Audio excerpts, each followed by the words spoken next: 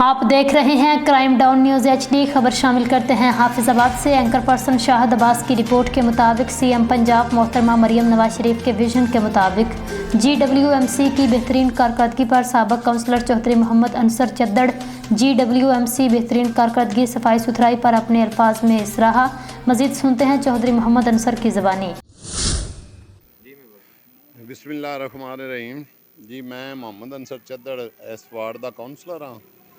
मोहतरमा chief minister साहबा ने मोहतरमा मरियम नवाज शरीफ साहबा ने जोड़ा प्रोग्राम लांच किया है साफ सुथरा पंजाब GWMC कंपनी नाल जोड़ा डील की है, इसका बहुत अच्छा रिजल्ट है।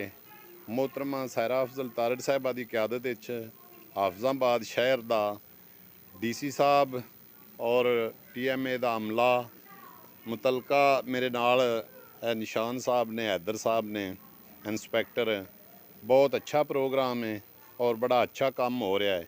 मेरा तो खास करके महल्ले जड़ा ना दिन ब दिन बेहतरी नज़र आ रही है। तो मैं खसूसी तौर पर शुक्रिया अदा करना वज़ीर आला पंजाब साहबा का और मोहतरमा सायरा अफजल तारड़ साहबा का, DC साहब हाफिजाबाद का और TMA दे GWMC दे टोटल अमले का शुक्रिया अदा करना। मेहरबानी जी। रिक्वेस्ट की कंप्यूटर सर ने इंशाल्लाह ताला जनाब इसी उत्थे बड़े कंटेनर साढ़े को आ गए हैं, एम्बुलेंस भी आ गए हैं। इंशाल्लाह ताला कंटेनर प्रोवाइड करवा रहे हैं तो इंशाल्लाह डेली रूटीन नहीं, अगर एक दो दिन बाद इसी जगह ना चुकवा दें करेंगे थोड़े आसीस प्रोवाइड करा देंगे।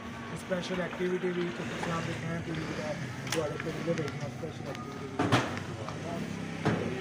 इधर आई सामने लैके असी जनाब चेयरमैन साहब का तय दिल तो शुक्रिया अदा करने पूरे अहले मशीना इन्होंने साढ़े हाथ जोड़ा कंटेनर का इंतजाम करवाया और उन्होंने अपने डेरे से बुलवा के साढ़े कंटेनर वास्ते बड़ी सानू सहूलत दी है। मेंबर साहब का असी शुक्रिया अदा करने।